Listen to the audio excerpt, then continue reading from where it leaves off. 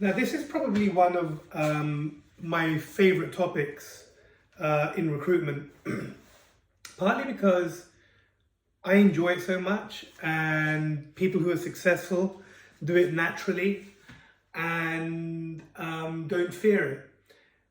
However, individuals who consistently don't perform or underperform seem to lack this particular skill. I wonder whether you guys worked out what it is I'm talking about. Yes, I'm referring to closing. Closing is probably a misunderstood phenomena in recruitment. People think boiler room or Wolf of Wall Street or whatever else, other examples that have been given, Death of a Salesman. There's another great book that you could be watching, or sorry, great movie that you could be watching, or book you could read. My personal philosophy is that a natural salesperson will never actually need to be taught how to close, because there's one simple thing that a natural salesperson is always looking for. He's almost addicted to it, and his addiction or her addiction to this one thing allows for closing to be happening all the time. And the one thing I will go with that has stood the test of time is ABC, always be closing. However, what is this thing that I'm referring to that people would be addicted to? Successful closers, that is. And the answer to that is progress. A successful salesperson or even recruiter, the one thing they're looking for is progress, because if they're not getting progress, as far as they're concerned, they're hitting a dead end. And if they're hitting a dead end, then why waste any more time on that situation? So many salespeople, forget to or are too scared to close. And as a result of that, go down the wrong rabbit holes for far too long, and then in an extremely painful way find out far too late in the situation that they completely wasted their time. An example I'll give you about myself very recently, and I referred to this in another video, it's all very current, is I forgot to close a client on what the salary parameters would be, and I ended up doing a huge project for nothing. And all I had to do was ensure, what is your salary budget? Without a salary budget, I can't work the role. So tell me what you're willing to pay on the outside, and then I can go from there. But the other adage is that if you don't ask, you don't get. Again, speaking from personal experience, there's been many instances where I've asked for something, and the client sounded like the grumpiest, most miserable person that you could ever think of, and yet he's given me what I wanted.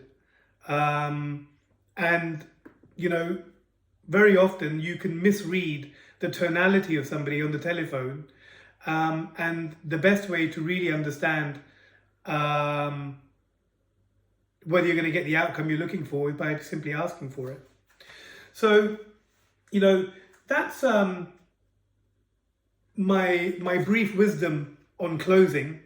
That, really, instead of doing big, large closes at the end of a deal, a good recruiter will have always been fact-finding, fact-checking, commitment testing, litmus testing, right the way through the transaction, whether it be a client, giving us a vacancy and an opportunity to work them, or a candidate who has been for a first interview and been offered a role, and instead of closing them down for genuine outcomes, and closes can be done in so many different ways, that I'm even a little bit hesitant to put a video together, but I'm going to anyway, about structured closing methodologies.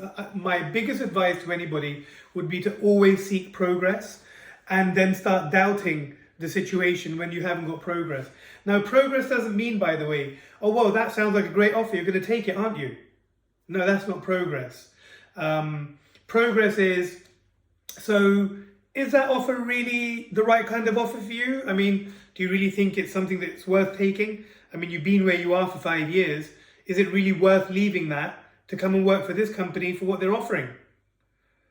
The close is that the candidate says, well, of course I want to make the move, Paul, because all of these reasons, and they've given you the progress that you're looking for from themselves, rather than you thinking that you've assumptively accepted the answer that you wanted them to give you, you know, as the outcome. And more often than not, you'll find out what the candidate was really going to do a little bit far late in the process. At least if you asked him the right questions early on in the process and closed off certain decision-making protocols along the way, gives you the opportunity to either find another alternative or to prime the client that they need to do more if they're realistically going to capture or acquire that particular candidate. So the key takeaway from this very short video, 6 minutes, I say short, in this world maybe that's very long.